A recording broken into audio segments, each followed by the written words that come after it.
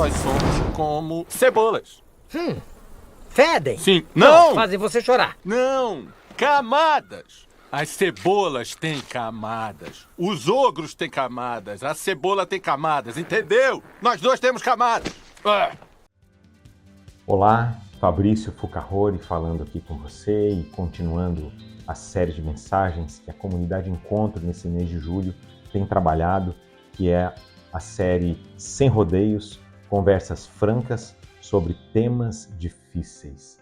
E o intuito dessa série é justamente falar desses temas que muitas vezes surgem dentro da comunidade, surge ao redor da mesa, nas conversas entre família e amigos. E a ideia é poder falar sobre isso à luz do Evangelho de Jesus Cristo. E o tema de hoje é um tema que tem sido sensível nos nossos dias, que é a crise da masculinidade. Eu quero falar sobre esse grande paradoxo do masculino hoje, porque a gente vive um tempo curioso. Nunca se falou tanto sobre masculinidade nos nossos dias, nunca houve tantos livros, podcasts, cursos, influenciadores ensinando sobre o que é masculinidade saudável. Mas, ironicamente, nós nunca tivemos tantos homens inseguros sobre o que significa de fato ser homem. Alguns homens reagem canalizando a sua agressividade em momentos e lugares errados, outros simplesmente desaparecem emocionalmente, outros confundem força com violência, outros confundem bondade, gentileza com passividade. A cultura, nos nossos dias, fica oscilando nesses dois extremos. Só que a Bíblia não oscila nesses dois extremos. A Bíblia, ela apresenta um outro caminho. E eu quero fazer uma pergunta para você. Em meio a tantos rótulos, quando foi a última vez que você viu um homem ser admirado, sem nenhuma ressalva, simplesmente por ser um homem bom?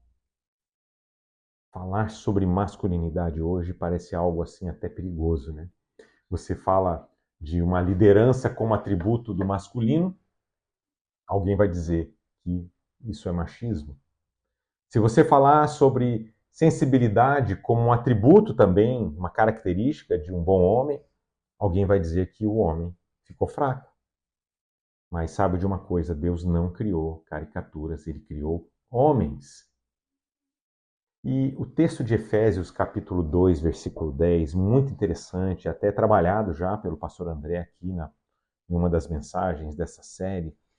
Ele trabalhou o texto de Efésios, capítulo 2, versículo 10, que diz o seguinte: pois somos feitura dele, criados em Cristo Jesus, para boas obras, as quais Deus de antemão preparou para que andássemos nela. Essa palavra, somos feituras dele, ela traz, na língua original, a palavra grega poema. Daí vem a palavra poema.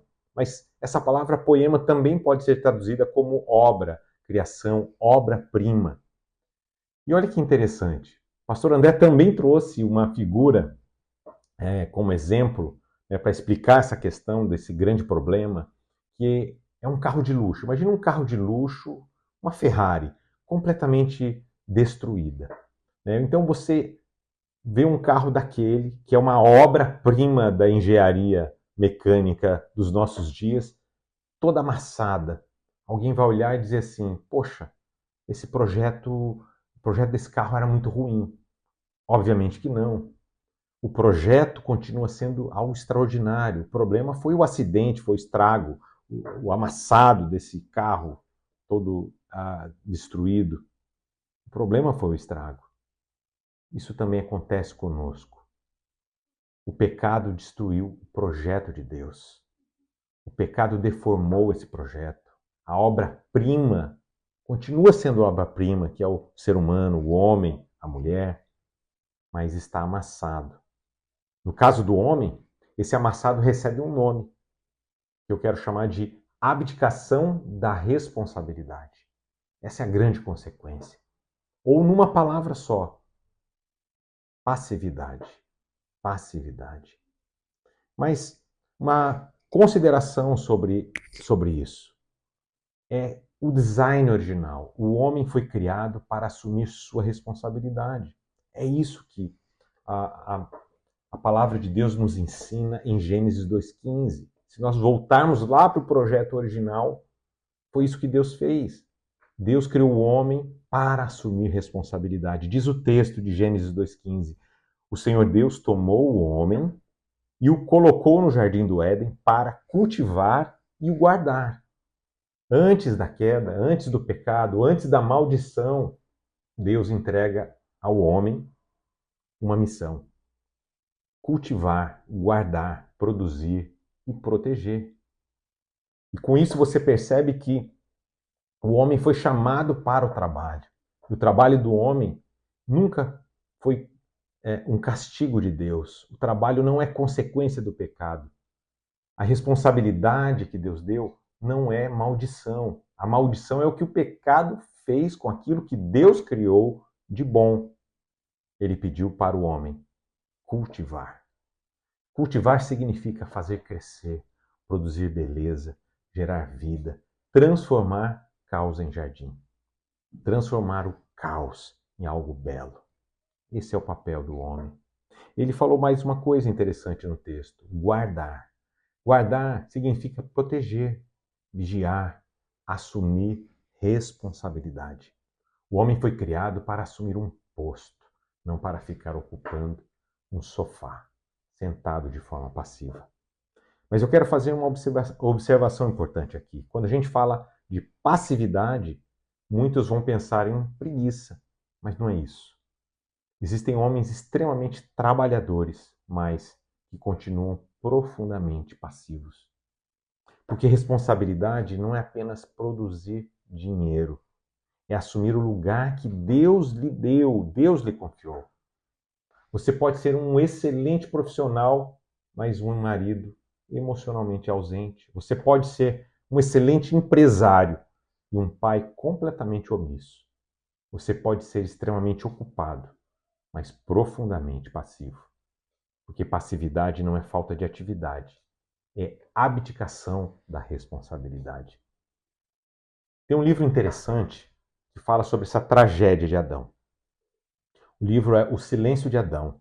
O autor é o Larry Crabb, é um psicoterapeuta cristão norte-americano. Super recomendo para vocês. O Silêncio de Adão. E ele fala nesse livro que o primeiro pecado de Adão não foi comer o fruto, foi permanecer em silêncio.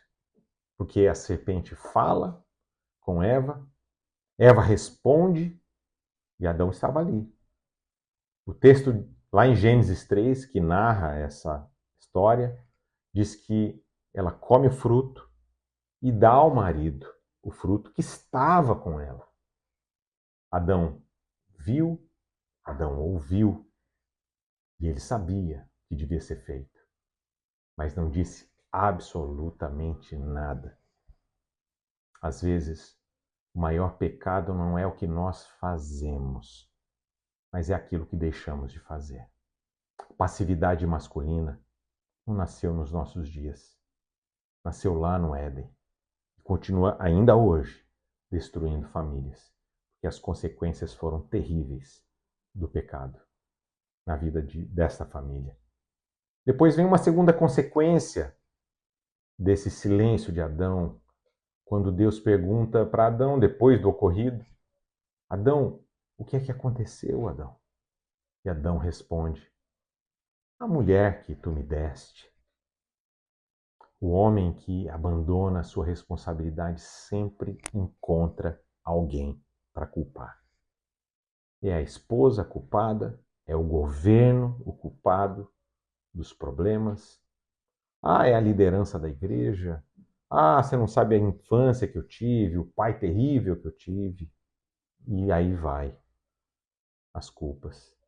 Agora, preste atenção nessa frase que eu vou trazer para você. Todo menino culpa. Todo homem assume.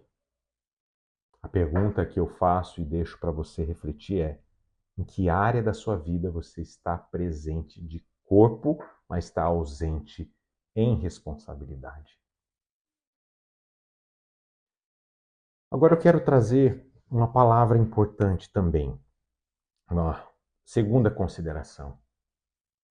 Diante de tudo isso, um homem bem posicionado para que o homem viva a sua masculinidade de uma forma plena, a gente precisa lembrar que Deus dá um presente ao homem com uma parceira à sua altura. É o que diz lá em Gênesis 2:18. O Senhor Deus disse ainda: não é bom que o homem esteja só. Farei para ele uma auxiliadora que seja semelhante a ele. Que seja semelhante a ele. Essa tradução, talvez ela não expresse bem o que o texto quer ou pode trazer para nós. Porque a palavra auxiliadora, em português, parece alguém secundário, alguém subalterno, mas não é isso que a palavra hebraica quer trazer. A palavra hebraica para auxiliador aqui é a palavra ezer, é auxílio. E a mesma palavra, veja bem, é a mesma palavra que o Salmo 121 descreve o próprio Deus, ou seja, o Deus Todo-Poderoso é chamado de Ezer no Salmo 121, que é a mesma palavra para descrever a missão, o propósito dessa mulher. Né? Quando o texto diz, o meu socorro, ou seja, o meu auxílio, vem do Senhor. O Deus Todo-Poderoso é chamado de Ezer, e isso sozinho já elimina qualquer interpretação de que possa diminuir a dignidade da mulher. Ou seja, ela não foi criada para ser inferior e nem superior, mas ela foi criada para corresponder, complementar o homem. A outra palavra desse texto de Gênesis 2:18 é a palavra kinegdo. Né? Então, Ezer kinegdo, que literalmente significa diante dele, face a face, olho no olho, nem acima, nem abaixo, ao lado. Correspondente, complementar. Que coisa linda, né? Que coisa linda o papel da mulher. Eu quero falar às mulheres, mas antes eu preciso reafirmar algo aos homens.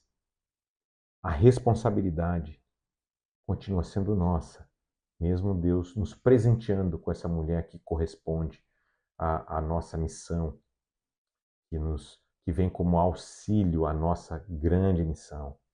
A responsabilidade continua sendo nossa. Os homens, eles não são passivos porque as mulheres controlam.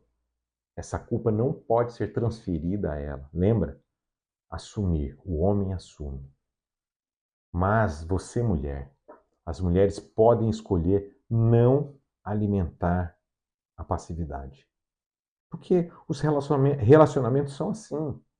A gente retroalimenta relações. Eu posso retroalimentar relações saudáveis, mas eu posso retroalimentar relações não saudáveis. E o seu lugar, mulher, é não alimentar a passividade do homem. Como? Como fazer isso? Primeiro, não substituindo.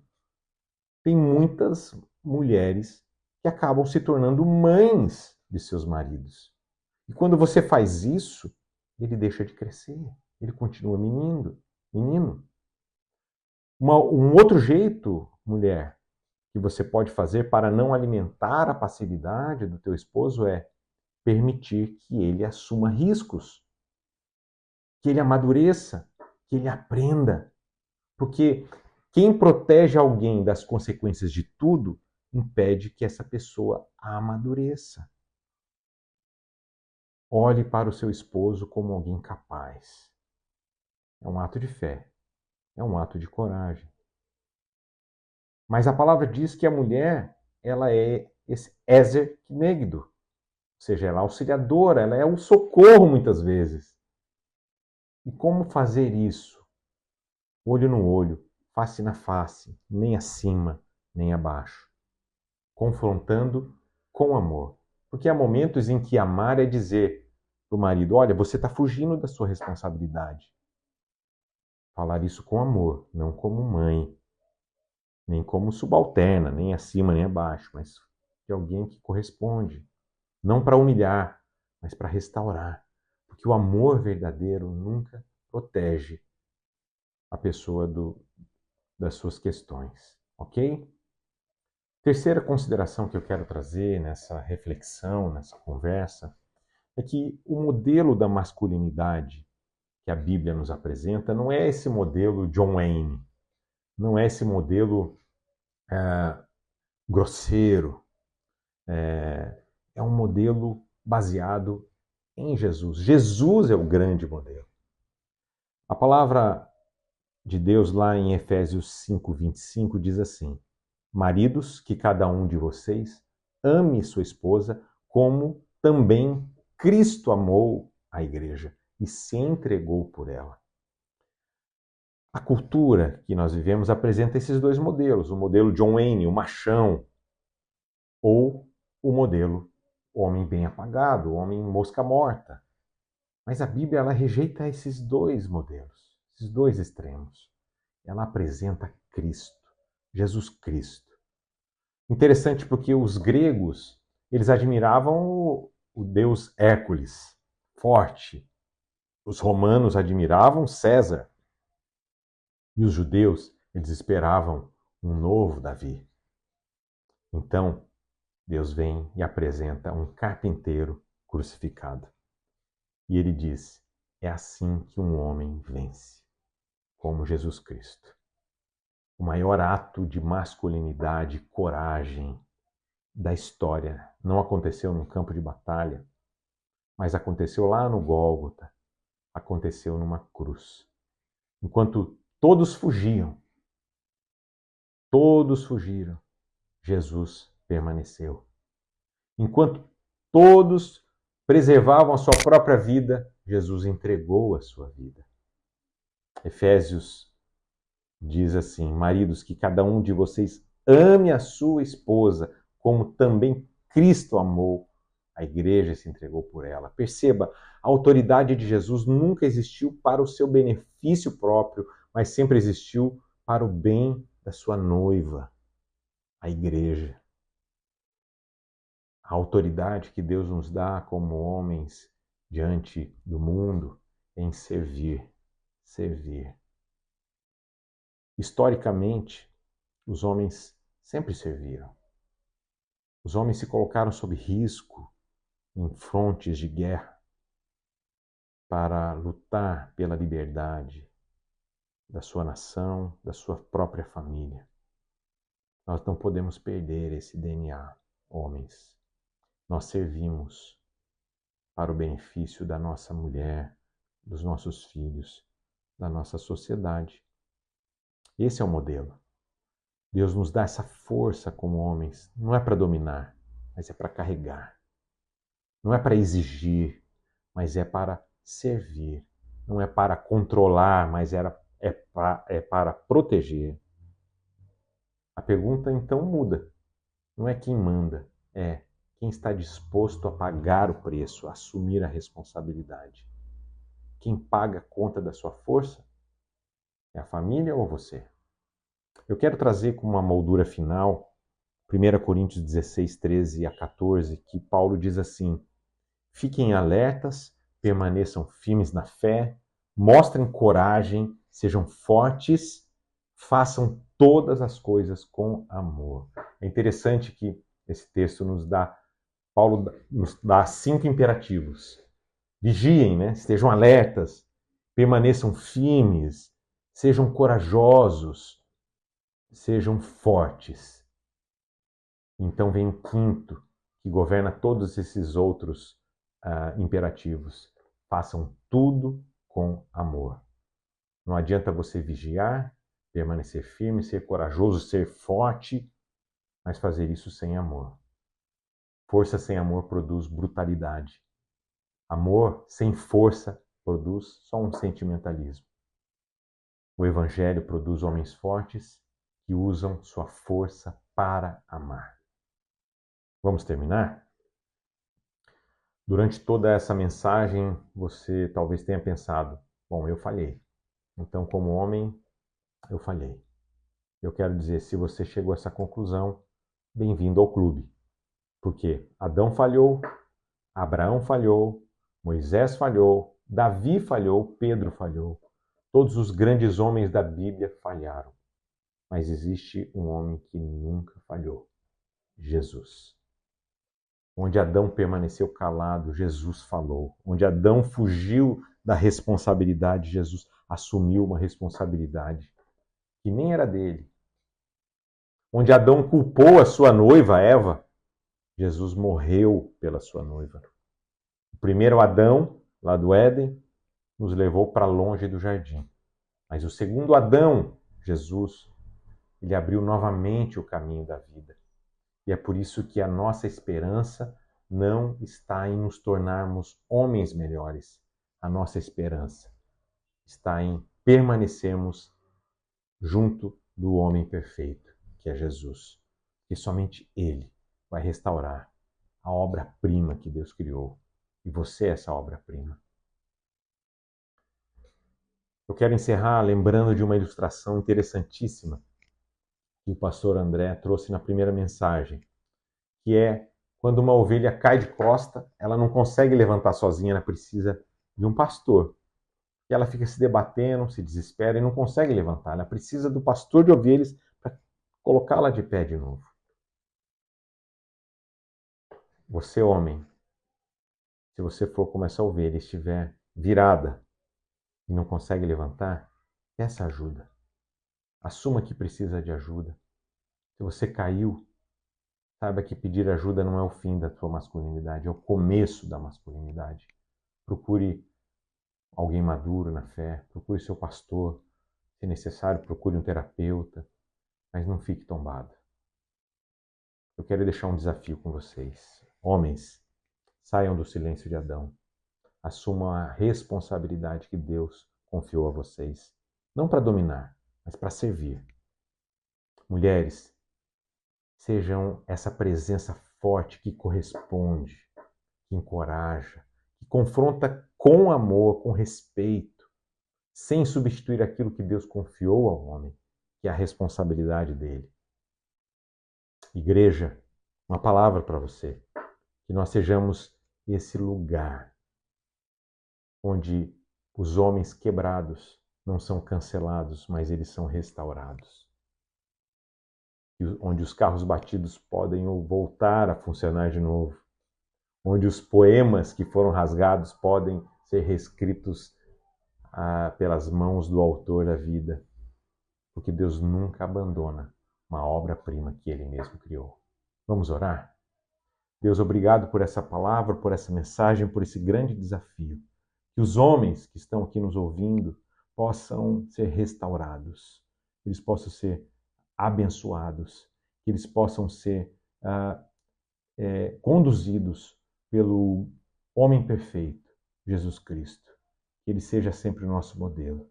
Abençoa aqui as mulheres que estão ouvindo, que elas sejam também uma bênção na vida dos seus maridos.